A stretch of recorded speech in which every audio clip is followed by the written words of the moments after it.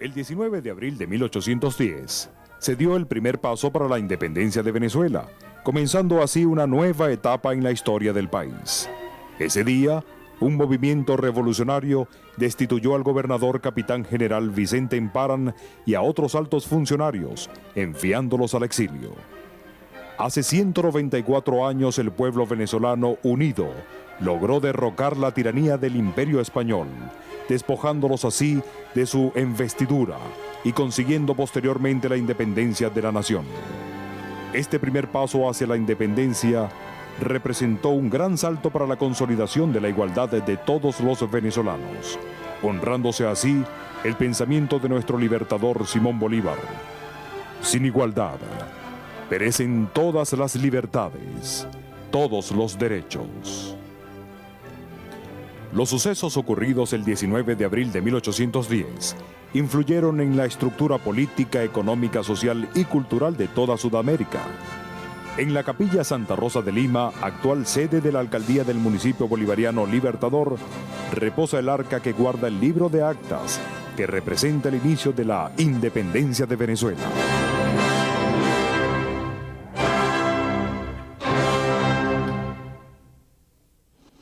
Independencia de Venezuela, y no solo de Venezuela. El 19 de abril de 1810 fue el primer campanazo de una oleada revolucionaria independentista que recorrió este continente en aquellas primeras décadas del siglo XIX. Muy buenos días a toda Venezuela, muy buenos días a todos los pueblos de la América Latina, del Caribe y más allá, que nos oyen, nos ven o nos oyen cada domingo en este programa que se comunica con los pueblos, que sale del corazón y busca el corazón de los pueblos. Hoy es domingo 18 de abril de este año 2004, y este es nuestro programa Aló Presidente número 189. Como decía el recordado narrador deportivo Delio Amado León, la bola pica y se extiende. 189 programas Aló Presidente, creo que esto es un récord mundial. Saludo a todo el equipo que me acompaña, el ministro de Comunicación e Información, Jesse Chacón Escamilla, y todo el equipo del Ministerio de Comunicación e Información y, por supuesto, del mejor canal de televisión que tiene Venezuela, el Canal 8 venezolana de televisión, y todos los equipos que trabajan para hacer posible cada domingo este contacto con ustedes.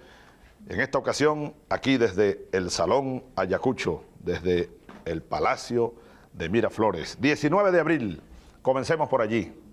La historia. Bolívar en alguna ocasión escribió lo siguiente, a ver si lo recuerdo textualmente: yo espero mucho del tiempo, el tiempo. Su inmenso vientre contiene más esperanzas que sucesos pasados, y los acontecimientos futuros han de ser superiores a los pretéritos. Eso lo escribió Simón Bolívar.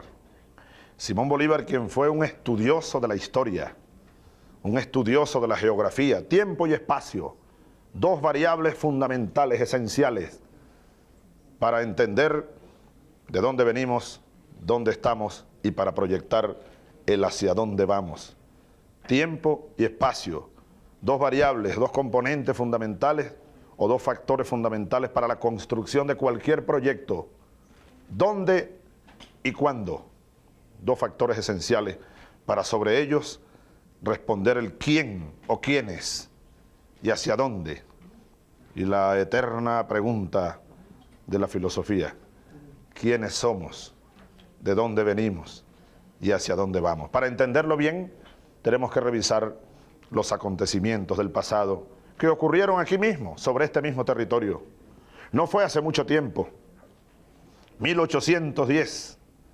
Claro, 1810 fue consecuencia de una serie de sucesos.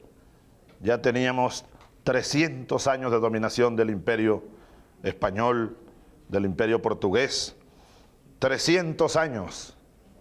Así que vinieron ocurriéndose diversos sucesos a finales del siglo XVIII. Ya en el continente hubo diversas rebeliones, insurrecciones. Bueno, y hay que incluir allí las insurrecciones indígenas, la heroica resistencia aborigen, a la que habría que levantarle un monumento del tamaño del continente. Desde las tierras del norte, desde las frías tierras del norte hasta la Tierra del Fuego, aquí la masa aborigen indígena supo resistir heroicamente la invasión que se nos vino de los imperios europeos. Pues bien, pero luego se fueron amasando las luchas. Aquí en Venezuela tenemos que recordar, por ejemplo, la conspiración de Gual y España, 1797. Ya allí había componentes ideológicos, ya había idea de un proyecto, ya había la idea de la independencia, de la formación de repúblicas. Gual y España, y en esa conspiración estaba, por cierto, aquel joven que era Simón Rodríguez. Uno se imagina a Simón Rodríguez, joven maestro de poco más de 20 años, reuniéndose por allá por La Guaira con Gual, España y con los revolucionarios de la época, y al mismo tiempo, quizá en la tarde, quizá al día siguiente, salía a pasear a caballo con Simoncito Bolívar, a quien estaba asistiendo en la educación de aquel niño huérfano y rico de cuna y rebelde desde niño, que fue Simón Bolívar. Luego estábamos recordando hace poco, en el mes de marzo, estábamos recordando a Miranda, gran revolucionario. Invito a los pueblos de América Latina a que conozcamos a Miranda y el proyecto mirandino. Miranda, el comandante de tropas revolucionarias en los Estados Unidos. Miranda, el comandante de tropas revolucionarias en Francia. Miranda, el generalísimo, comandante y líder de la revolución venezolana, precursor de la independencia de Suramérica, Francisco de Miranda. Fue en 1806, así que venía perfilándose ya una línea de resistencia. Francisco de Miranda.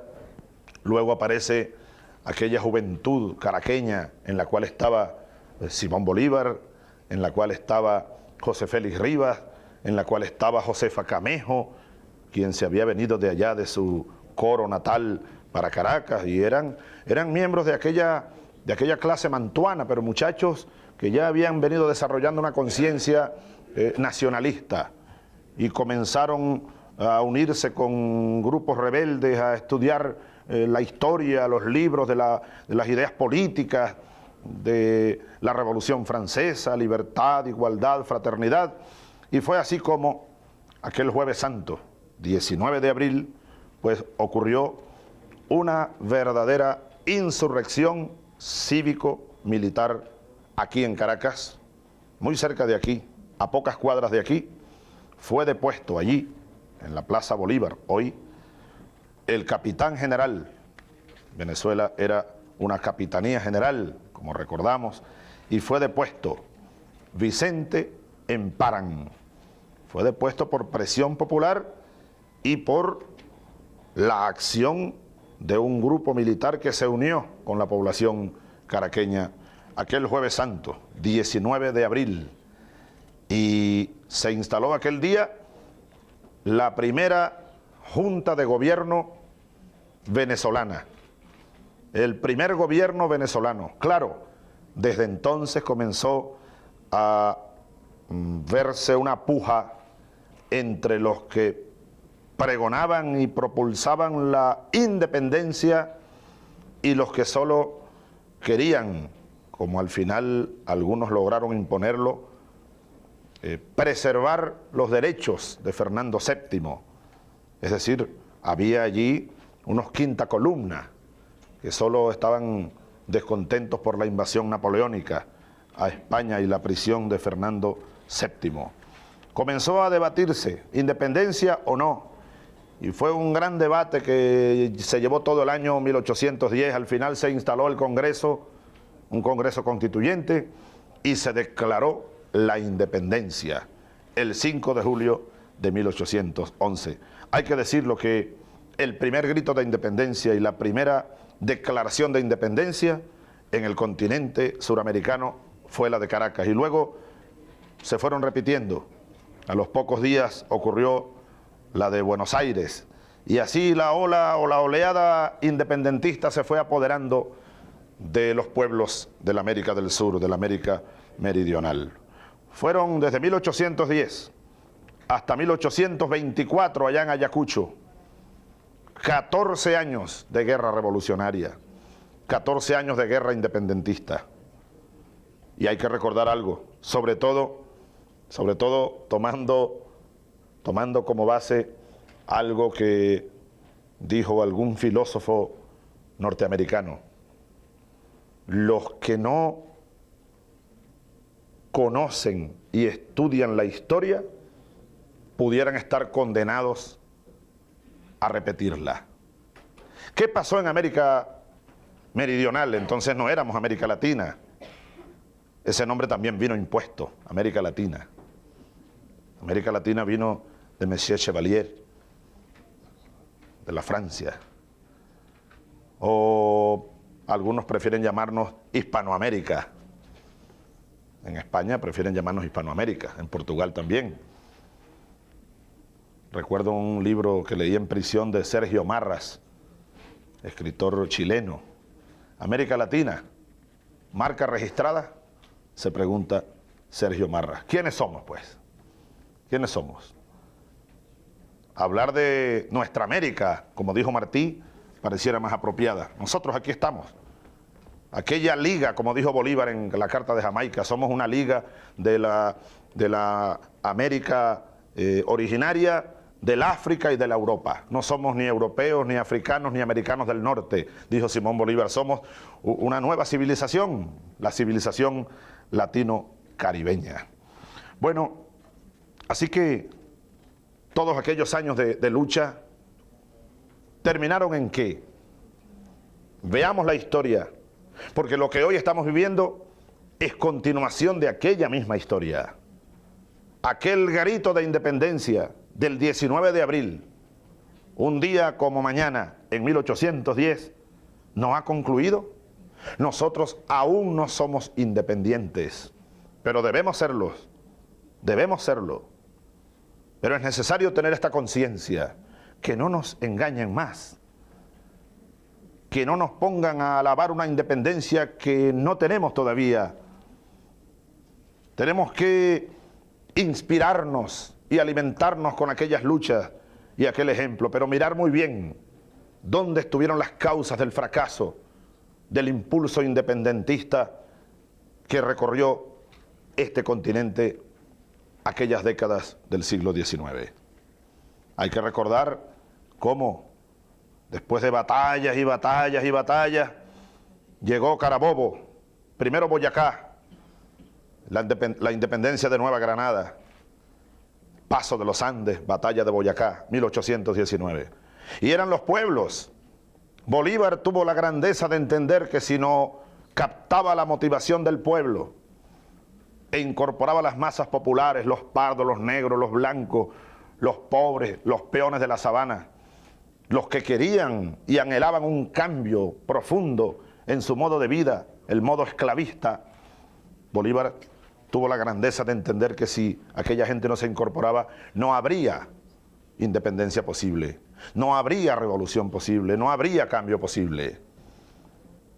Boyacá eran los pueblos hechos ejército, los que batallaron contra el Imperio Español, y después de Boyacá vino Carabobo, 2 años después, 1821, y después el impulso continuó mientras venían avanzando del sur las fuerzas independentistas de José de San Martín, de Bernardo O'Higgins, de Artigas y de cuantos más. Y allá se unieron en Guayaquil, 1822, y se recrudeció la guerra de independencia en aquellos Andes y altiplanos. Y luego vino 1824, 9 de diciembre, Ayacucho. La unión de todos aquellos pueblos convertidos en ejército revolucionario independentista, bajo el mando del mariscal Sucre, dio al traste con el último resto que quedaba del Imperio Español. Pero luego, ¿qué ocurrió? El sueño de la independencia se vino abajo, y ahí está la historia. Por eso es bueno revisarla para no estar condenados a que se repita la historia. No fue posible conservar la unidad. Bolívar murió en Santa Marta en 1830 llamando a la unidad. Recordemos aquella frase dramática de Bolívar en su última proclama el 10 de diciembre del año 30: si mi muerte contribuye para que cesen los partidos y se consolide la unión, bajaré tranquilo al sepulcro. Mis últimos votos son por la felicidad de Colombia. Y llamó a la unión de manera desesperada al final de sus días, cuando sintió que se iba ya. Y terminó diciendo solitario: he arado en el mar, Jesucristo, Don Quijote y yo, los tres grandes majaderos de la historia. ¿De qué sirvió esta independencia?, dijo un día. Claro, Bolívar se dio cuenta. Nuevos esquemas de dominación se impusieron en cada país. Y los pueblos, los que se fueron a la batalla, los que regaron su sangre generosa por los caminos, por las montañas, los que dejaron su vida y su familia por buscar patria, fueron traicionados. Fueron traicionados. Y al imperialismo español lo sucedieron nuevos modos de imperialismo que hoy tenemos todavía intactos en estos pueblos y en estas tierras, casi 200 años después. Yo invito al pueblo venezolano a que sigamos recuperando esa memoria histórica y alimentándonos con ella, aquí en la mente, aquí en la conciencia, aquí en el alma, aquí en los brazos, aquí, para seguir conformando una gran fuerza moral, consciente, movilizada, que ahora sí sea capaz, 200 años después, de llevar a feliz término aquel proceso que comenzó con aquel grito de independencia un día como mañana allá en 1810. ¿Cuántos años hace? 2004 menos 1810, matemáticas. 4 es 4, 10 menos 1 es 9, 194 años.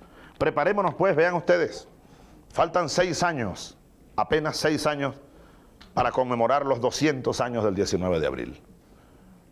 Vamos a trabajar muy duro, unidos todos, derrotando las amenazas que cunden por todas partes, que salen por todas partes, no importa. Parte de este proceso de reivindicación de lo nacional, de lo latinoamericano, de lo propio, de la independencia plena, política, económica, social, de la democracia verdadera. Sigamos trabajando en lo político, construyendo una democracia participativa y protagónica. Continuemos trabajando cada día más unidos en lo económico para construir un nuevo sistema económico, más allá del capitalismo salvaje, un modelo económico que satisfaga las necesidades de las mayorías, economía al servicio del hombre y no el hombre al servicio de la economía, una economía social. Sigamos trabajando para construir un nuevo modelo educativo y cultural que rescate primero que nada lo nuestro. Sigamos trabajando para construir una nueva sociedad de incluidos y no de excluidos, una sociedad de iguales, con libertad e igualdad, porque siempre lo hemos dicho desde aquí, la libertad sin la igualdad no tiene sentido. Vale lo que vale un cero a la izquierda. Y eso mismo lo decía el presidente Antonio José de Sucre, presidente de Bolivia entonces, gran mariscal de Ayacucho. La libertad sin la igualdad no tiene sentido. Rousseau lo había escrito también: entre el fuerte y el débil la libertad oprime, y solo la ley iguala y libera. El Estado de Derecho, como está contemplado en nuestra Constitución, un Estado de derecho y de justicia, que nos iguale ante Dios, ante la ley y ante la vida. Una sociedad de iguales. Sigamos trabajando cada día más juntos para contribuir a la consolidación de un mundo pluripolar, de un mundo donde nos respetemos, donde se respete la soberanía de los pueblos, la libertad de las naciones, la igualdad y la dignidad de los pueblos y las naciones del mundo. He allí, en esencia, el proyecto que nos lleva a la vida y al que le hemos entregado toda nuestra vida. Así que recordamos con ese espíritu de optimismo, de análisis crítico del pasado, de optimismo y de llamado, el primer grito de independencia que se concretó en aquella Junta de Gobierno de 1810, que luego generó la primera constitución en todo el continente latinoamericano. La primera constitución que se aprobó fue la Constitución de 1811 aquí en Venezuela. Pero formó parte aquello, por supuesto, de todo un esfuerzo continental que hoy está presente de nuevo. Anoche conversé un rato con un grupo de compatriotas de otros países que nos visitan, y algunos de los cuales están aquí con nosotros, algunos de quienes están aquí con nosotros hoy, y estábamos precisamente evaluando cómo los pueblos de la América Latina o Caribeña están de nuevo despertando y están de nuevo abriendo caminos. Necesario es retomar el proyecto de la patria grande, de la patria unida. Solo unidos seremos libres, decía San Martín. Seamos libres, lo demás no importa nada. Por eso decimos que viva para siempre el espíritu libertario, revolucionario e igualitario del 19 de abril de 1810 y rendimos tributo a la memoria de aquellos hombres y mujeres que hicieron posible aquel grito de independencia. Bueno, y hoy lo seguimos lanzando, hoy lo seguimos batallando. Lo que hoy acontece en Venezuela es consecuencia de aquellos hechos. Seguimos trillando los caminos de la verdadera independencia para nuestra república, para nuestra nación, para nuestro pueblo. Precisamente en esa batalla nos hemos topado con aquellos sectores que pretenden continuar entregando a Venezuela a las apetencias de los sectores dominantes a nivel mundial. Fue así como ocurrió lo que estuvimos conmemorando hace apenas unos días también, el 11 de abril de 2002. El domingo pasado estábamos recordándolo desde allá, desde Fuerte Mara. 11 de abril de 2002, emboscada sangrienta de la oligarquía venezolana y sus aliados internacionales contra el pueblo venezolano. Y además manipulación, grandes mentiras, utilizando los medios de comunicación privados, los medios de comunicación comerciales, para tratar de engañar al mundo, para tratar de justificar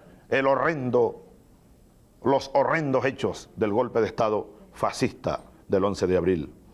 Estábamos recordando también a los compatriotas que dieron su vida y cayeron abatidos por las balas asesinas de los francotiradores en Puente Llaguno. Y al respecto hay un excelente documental que esta noche, ¿no, Jesse? A las 10 de la noche va a ser transmitido íntegro por Venezolana de Televisión. Es un documental de hora y 45 minutos, casi 2 horas. Preparémonos para verlo esta noche. Yo aún no lo he visto completo. Solo vi algunas imágenes, muy crudas. Es una radiografía de la emboscada sangrienta de Puente Llaguno, donde la oligarquía venezolana y los militares golpistas prepararon aquella emboscada, masacraron allí a la población indistintamente, revolucionarios y gente de oposición inocente que llegó hasta por allí cerca. No en Puente Llaguno, por ahí cerca, en el centro de Caracas. Disparaban a mansalva. ¿Para qué? Para cumplir lo que ya habían estado planificando, tal como queda en evidencia en aquel video de los militares golpistas leyendo, practicando lo que iba a salir posteriormente. Mucho antes de que comenzaran a caer los muertos, y ya los militares golpistas decían: Van 6 muertos y no sé cuántos heridos. El presidente Chávez está asesinando al pueblo, por eso lo desconocemos. Masacre para justificar el golpe de Estado y para justificar la dictadura que se impuso pocas horas después, pero que fue barrida, gracias a Dios, al pueblo venezolano y a los militares de la patria. Los invito a que veamos un corto del documental que esta noche a las 10 será transmitido por el Canal 8. Puente Yaguno, de Ángel Palacios. Adelante, muchachos. Durante los próximos minutos conoceremos hechos claves de una historia que los medios privados de comunicación ocultaron sobre la masacre de Puente Yaguno. La recopilación y análisis de cientos de fotografías y horas de video nos permitió reconstruir la cronología de algunos sucesos del 11 de abril. Una cronología que comienza desde la mañana de ese día y que revela las claves de una masacre.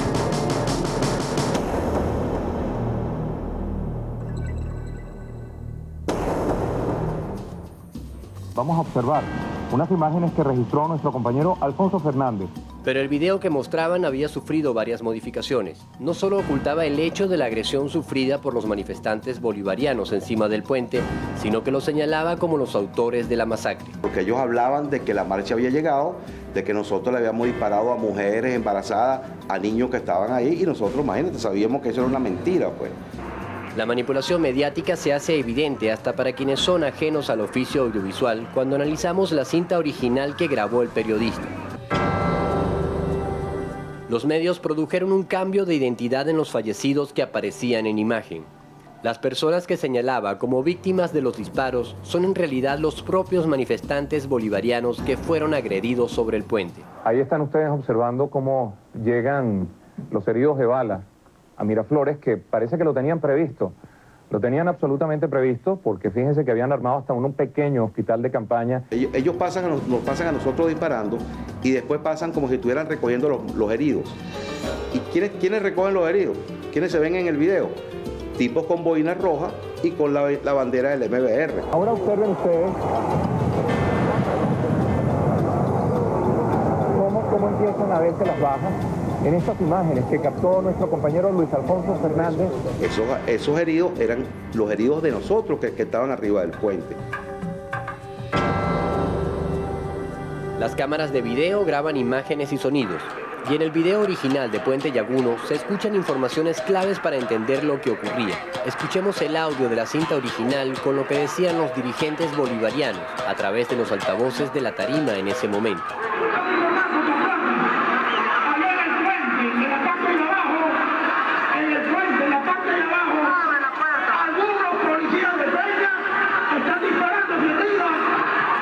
La información que acabamos de escuchar fue tapada por la voz del locutor de Venevisión. El narrador desde un estudio nos dio un falso testimonio al afirmar que los disparos fueron descargados contra una marcha que nunca pasó por allí. La cámara de Venevisión, tal como relató posteriormente el reportero, no tenía ángulo visual hacia la avenida Baral, es decir, no veía hacia qué le disparaban estas personas. Pero a esa misma hora, un vecino desde el balcón de su casa al noreste del puente sí tenía visual y pudo grabar con su handicap lo que sucedía en la avenida. Estas son las imágenes. Cuando la cámara sube, vemos claramente que en la avenida no hay ninguna marcha y que solo se encuentra la unidad blindada de la Policía Metropolitana mientras se efectúan los disparos contra el puente. Estas dos cámaras grabaron simultáneamente la misma escena desde ángulos diferentes. Las dos imágenes se registraron a la misma hora, a las 4:36 minutos, cuando comienzan a escucharse las detonaciones de los francotiradores que abrieron fuego contra las personas en el puente. Para comprobar que se trata de la misma escena grabada a la misma hora, basta con determinar lo que se llama en lenguaje audiovisual puntos de sincronismo entre las dos cámaras, es decir, movimientos y elementos que se repiten idénticamente en las dos imágenes. Esta persona nos servirá de punto de sincronismo para determinar que se trata del mismo momento. Haciendo un acercamiento a las dos imágenes donde aparece esta persona, veremos que sus movimientos son exactamente iguales. Primero levanta su mano izquierda señalando hacia el sur. la recoge y la vuelve a extender. La recoge nuevamente y gira su cuerpo hacia el norte. Se lleva las dos manos al pecho, luego las levanta y las vuelve a bajar. Se trata de la misma imagen grabada desde dos ángulos distintos, prueba contundente de que momentos antes de que comenzara a dispararse desde el puente defendiéndose de una agresión, en la avenida no había ninguna marcha y solo se encontraba la unidad blindada de la Policía Metropolitana. La manipulación de este video quedará como ejemplo de uno de los mayores fraudes en la historia periodística de nuestro país. La hipnosis ante un video manipulado estuvo a punto de cubrir con el manto de la impunidad una verdad que con el tiempo salió a la luz y escribió la historia en su verdadera dimensión. Yo pienso que aquí ellos quieren dejar todo impune y que aquí no salga la verdad a la luz pública. Pero para eso están los heridos que quedaron vivos y nosotras las viudas estamos aquí para dar ese testimonio, que sí hubo un golpe de Estado, que aquí hubo muertos y nosotros vamos a luchar hasta que aquí se cumpla, se diga la verdad. La verdad, la verdad. No hay ninguna duda, a pesar de que los voceros de la oligarquía y los medios de comunicación de la oligarquía siguen pregonando la mentira. Aquí está la verdad verdadera. Aprovecho para extender a nombre de mi gobierno y a nombre del pueblo todo nuestros sentimientos a esas viudas, a esos familiares, a esas personas que de manera directa sufrieron el impacto de aquella tragedia, de aquella emboscada sangrienta. Más claro no canta un gallo. El plan de los golpistas está claro. Como el pueblo se vino a proteger el palacio, su gobierno, y ellos querían que aquella marcha enfurecida y aquellas personas envenenadas de odio por la campaña mediática de años y años e impulsada sobre Palacio, ellos necesitaban que aquella marcha llegara aquí. Entonces enviaron a los vehículos estos blindados de la Policía Metropolitana a dispersar a plomo a la masa de patriotas que estaba frente a Palacio. Y ahí ocurrió aquella tragedia de Puente Llaguno. Y aquellos venezolanos que, haciendo uso de su legítima defensa, pues sacaron algunas armas y respondieron, además con desventaja evidente. En muchas otras imágenes se ha demostrado que la policía utilizó armas de guerra y armas largas, fusiles pues. Y estos venezolanos tenían armas cortas y estaban disparándole, era precisamente al vehículo blindado además de la Policía Metropolitana. Detrás de ese vehículo venía en columna, algo así como el equipo de infantería con tanques, grupos de policías metropolitanos golpistas. Hay un grupo de ellos detenidos. Esperamos que termine imponiéndose la justicia. Los autores intelectuales, sin embargo, andan libres y siguen conspirando. Nuestra principal responsabilidad es neutralizar con tiempo cualquier intento de alteración del orden constitucional. Pero, y así lo digo, si no pudiéramos neutralizarlo por cualquier razón y se presenta o se presentara algún intento de golpe de Estado, nosotros, eso sí lo digo, no nos van a sorprender como nos sorprendieron el 11 de abril. Estamos listos para responder y para repeler con la fuerza que sea necesaria cualquier intento de golpe de Estado. De todos modos, tengo una fe muy grande en el alto mando militar, que ahora sí es un alto mando militar patriota, en los cuadros militares de comandos intermedios, de grandes unidades, unidades tácticas, de todos los componentes. Tiene la patria un cuadro militar comprometido con la Constitución. con el gobierno democrático y con el pueblo venezolano. Sin embargo, pequeños grupos tratan desde fuera siempre de confundir, de captar, de infiltrar. Hago un llamado pues a los militares para que ninguno vaya a caer en el error en que cayeron lamentablemente algunos y que fueron utilizados como tontos útiles, porque después los ponen a un lado. Si algún proyecto tiene la oligarquía venezolana y sus jefes a nivel internacional, es precisamente eliminar las Fuerzas Armadas, no solo en Venezuela, sino es un viejo proyecto imperialista, el de eliminar las Fuerzas Armadas en nuestros países. En Panamá eliminaron las fuerzas de defensa que había creado el general Torrijos. Aquí venían muchachos de Panamá a estudiar, incluso un hijo de Torrijos estuvo aquí estudiando en nuestra academia militar. Yo le conocí, era catcher y era buen catcher aquel muchacho, y era buen cadete.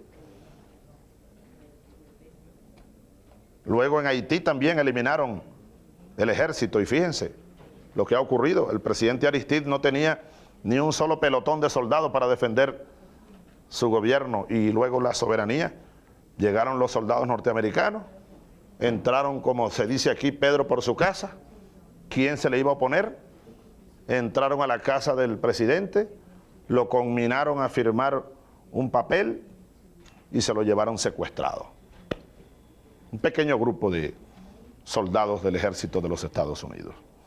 Nuestros países necesitan una fuerza armada optimizada, para utilizar el término del plan que ayer aprobé con el general Raúl Baduel, de optimización del ejército venezolano, y sobre todo una fuerza armada consciente, que más nunca un soldado de América Latina, del Caribe, se preste para cumplir la tarea o para actuar como si fueran invasores en su propio territorio. Soldados al servicio de la independencia, de la soberanía, al servicio del pueblo. Bueno, quede pues estas imágenes de Puente Llaguno, y los invito a que esta noche todos veamos, a partir de las 10 de la noche, 1 hora y 45 minutos de tremendo documental, Puente Llaguno, la verdad de la masacre, claves de una masacre, guión y dirección de Ángel Palacios. Desde aquí saludamos a Ángel Palacios y de verdad que le felicitamos. Fue una producción ejecutiva de la Asociación Nacional de Medios Libres y Alternativos. Qué importancia la de los medios de comunicación libres y alternativos. Y además, imágenes, análisis, esas imágenes, ¿no?, coincidentes de dos videos tomados desde ángulos distintos, comprueba una vez más la verdad, que ya el mundo conoce. Que ya el mundo conoce. La gran mentira. Ah, claro, Venevisión y todos los demás canales comenzaron a transmitir para hipnotizar, para engañar a muchos militares, a muchos ciudadanos honestos y en su buena fe, que al final dudaron de tanto ver las imágenes, la estrategia goebbeliana. Es Chávez el que se manchó las manos de sangre. Los círculos violentos de Chávez arremetieron contra la manifestación pacífica. Ahí están las imágenes. Ese grupo de compatriotas estaba haciendo uso del derecho a la defensa y en desventaja evidente, haciéndole frente a un grupo de policías golpistas con un carro blindado y con armas de guerra disparándole a mansalva allí a la población congregada en el Puente Llaguno. Esa es la verdad. Y por cierto que el video ese editado por Venevisión, el video de la gran mentira, recibió el premio Rey de España. Yo le dije a mi amigo el rey don Juan Carlos de Borbón, en la última cumbre que hubo, ¿dónde fue la última cumbre? Ya no recuerdo, son tantas cumbres. Nos vimos hace unos meses. En Bolivia. Recuerdo que en mi intervención dije y recomendé al rey de España. Creo que ese premio fue manchado. Se premió a la mentira. No sé si habrá capacidad de rectificación allá, pero al menos estamos diciendo nuestra verdad. Y esto tiene incluso relación con la actitud del gobierno de España de entonces. El gobierno de España de entonces reconoció al gobierno golpista. Incluso el golpista Carmona, el dictador, estaba en Madrid 2 días antes del golpe.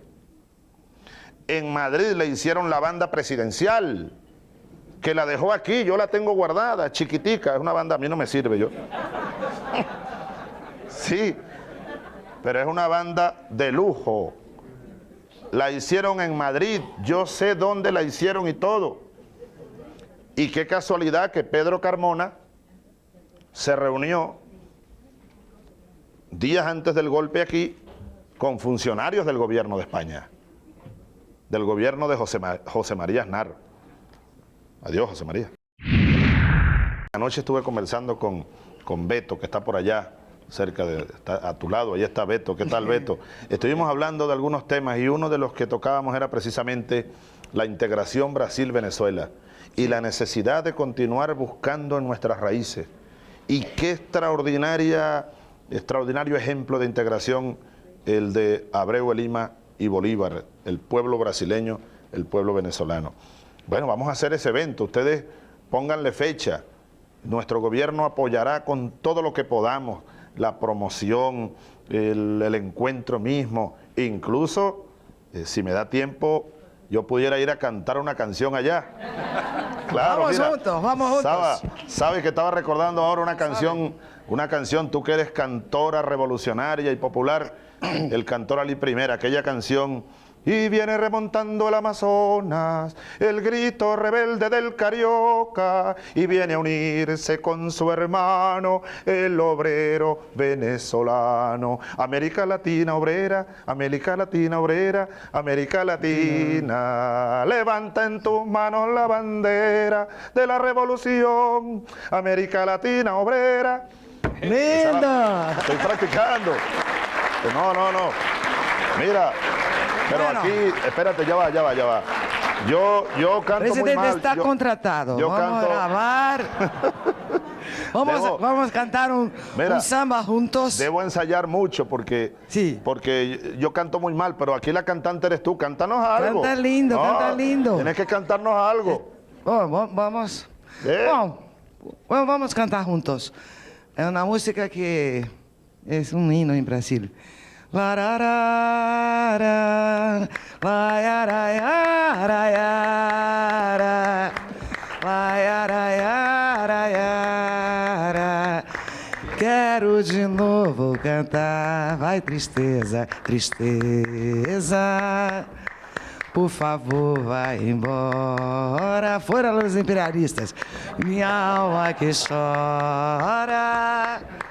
Está vendo meu fim, fez do meu coração a sua moradia, já é demais o meu penar. Quero voltar àquela vida de alegria, quero de novo cantar. Laraiarararaia. ¡Bravo! Pero mira.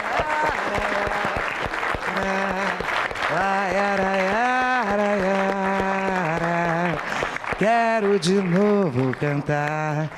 Viva Chávez e viva el pueblo venezolano. Y viva Brasil. Viva Brasil. Y viva Lula. Y viva Lula, y viva Brasil, y viva la unidad entre todos nuestros pueblos. La integración, por eso es que... Y viva el MST. ¿Viva? Y viva el MST. ¡Viva! El movimiento más importante de Brasil, Movimiento Sin Tierra, que tengo la honra de ter cantado el himno de este movimiento. El movimiento de los sin tierra. ¡Que viva! Dice. ¡Que viva! Y desde aquí nuestra solidaridad a esos movimientos sociales, movimientos populares que por todos lados han despertado desde hace años, es una lucha de muchos años, solo que estamos viviendo una nueva oleada popular en este continente y nosotros tenemos la grandísima responsabilidad, los dirigentes sociales, los dirigentes políticos de este momento, de este nuevo momento latinoamericano, no podemos dejar pasar la oleada. Necesario es que con pensamiento y acción dialécticas nosotros contribuyamos, los dirigentes, los cantores, líderes populares de todo tipo, religiosos, conscientes, contribuyamos a darle organicidad suprema a esa marea, carácter orgánico, fuerza orgánica. Simón Rodríguez lo decía, la fuerza material está en la masa, la fuerza moral en el movimiento y la fuerza transformadora debe estar en el movimiento moral de una masa pero organizada, con carácter orgánico, y de ahí la importancia de los partidos, del partido. Los partidos, comencé a leer tu libro, El Camino de la Revolución, Alan, la importancia del partido, la importancia de las organizaciones, que no tienen por qué ser todas partidistas, organizaciones sociales. Ayer estuvimos en un acto también, un acto maravilloso, unitario, de los trabajadores, primer aniversario de la UNT, Unión Nacional de Trabajadores, allí en el Teresa Carreño. Y ayer hubo un anuncio que me llenó de mayor emoción. La CUTV, Central Unitaria de Trabajadores de Venezuela, corrientes clasistas y revolucionarias que tienen muchos años batallando por el verdadero espíritu de la clase obrera y los verdaderos intereses de la clase obrera venezolana, ayer anunció en voz de Pedro Euce, su secretario general, que se inicia el proceso de fusión entre la CUTV y la UNT, Unión Nacional de Trabajadores. Fuerza orgánica. Y eso no es un partido, pero es una organización obrera. Respetamos mucho a ese liderazgo siderúrgico, de los trabajadores siderúrgicos y muchos otros liderazgos, de muchas otras corrientes que estoy seguro continuarán buscando y articulando la unidad dentro de la diversidad. Un indicador importante que estuve revisando hace poco es la recuperación de la venta de vehículos en Venezuela. Vean ustedes, sobre todo, aquí está el 2004, estábamos muy por debajo hace un año. Vean ustedes la diferencia entre marzo o entre el primer trimestre del año 2003 y el primer trimestre del año 2004, sobre todo el crecimiento vertiginoso en el mes de marzo. Ventas de vehículos son indicadores de la recuperación de la economía. Algo que es mucho más importante que la venta de vehículos, por el fin que se busca, las ventas de cemento. Vean ustedes, el incremento de las ventas de cemento en el primer trimestre de este año batió récord en el mes de marzo de los últimos 5 años. La venta, me decía la gente de Sidor, la siderúrgica, que han tenido que activar turnos especiales porque las solicitudes de materia prima, de acero, la venta y colocación de acero y derivados del hierro y productos de acero, también se ha incrementado vertiginosamente. Lo mismo la producción de aluminio, batió récord a finales del año pasado. En fin, una serie, las tasas de interés consolidándose hacia la baja. Vean ustedes de dónde venimos. Las tasas de interés promedio están en 16.8, las activas y las pasivas en 11.5, pero recordemos que producto del golpe y el sabotaje llegaron a 60%, unas tasas de interés salvajes, un verdadero veneno, sobre todo para la clase media, sobre todo para la pequeña y la mediana industria. ¿Cuánto daño le hicieron los golpistas y los saboteadores? La tasa de interés agrícola, y esto es mucho más importante, el crédito agrícola, miren cómo se vino de 24 hace un año, ahora está en 14.5. La tasa de interés agrícola, que por ley, ustedes saben, debe estar por debajo de la tasa de interés del mercado. Las letras del Tesoro, la colocación de letras del Tesoro, en fin, indicadores económicos que dicen claramente que la economía venezolana se recupera de manera acelerada. El empleo, la producción, el consumo. Y aquí está un Estado, un gobierno asumiendo su responsabilidad en el impulso económico. Nosotros no creemos para nada en esa tesis neoliberal de que el Estado tiene que echarse a un lado y que el mercado, eso es absolutamente falso. Está más que demostrado y es parte del proyecto económico que aquí está en marcha. Un Estado asumiendo tareas en la planificación y en el impulso económico y además abriendo la participación cada día mayor a los trabajadores, a las trabajadoras, a los campesinos, a las comunidades. Bueno, muchas gracias, muchachos. Estamos despidiéndonos ahora sí de Aló Presidente. Un abrazo a todos ustedes, a todas, a todos. Ha sido un programa muy bonito, un programa, bueno, internacional, internacionalista, de una gran solidaridad.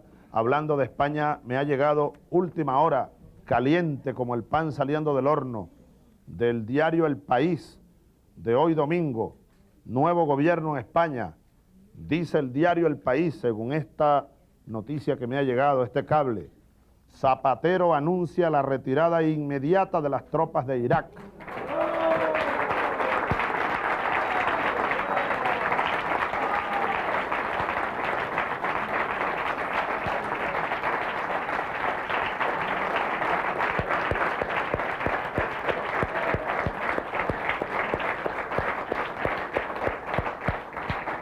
Y permítanme leer el cable que nos llega lo recibimos con una gran esperanza. Esto fortalece nuestra esperanza de una España con una política internacional propia, soberana. Leo, las tropas españolas regresarán de Irak, entre comillas, cuanto antes y con la mayor seguridad, cierre comillas. Así lo ha anunciado esta tarde el presidente del gobierno, José Luis Rodríguez Zapatero, en su primera comparecencia ante los medios de comunicación, tras prometer ayer su cargo ante el rey.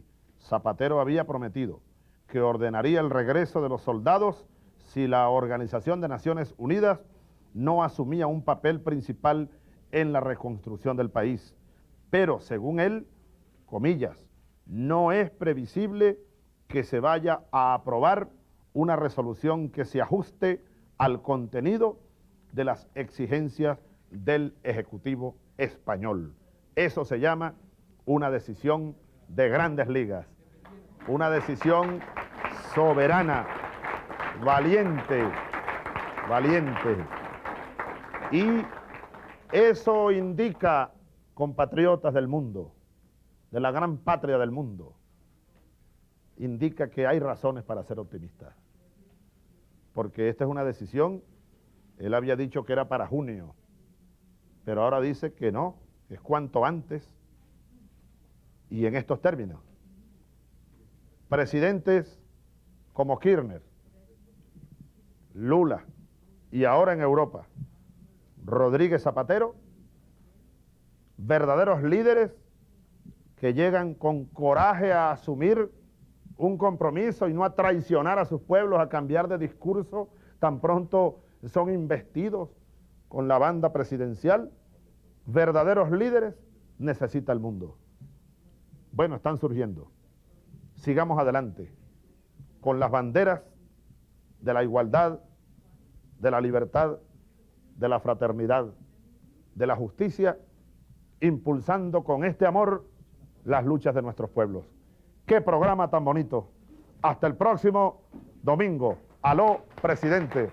Muchísimas gracias y muy buenas tardes.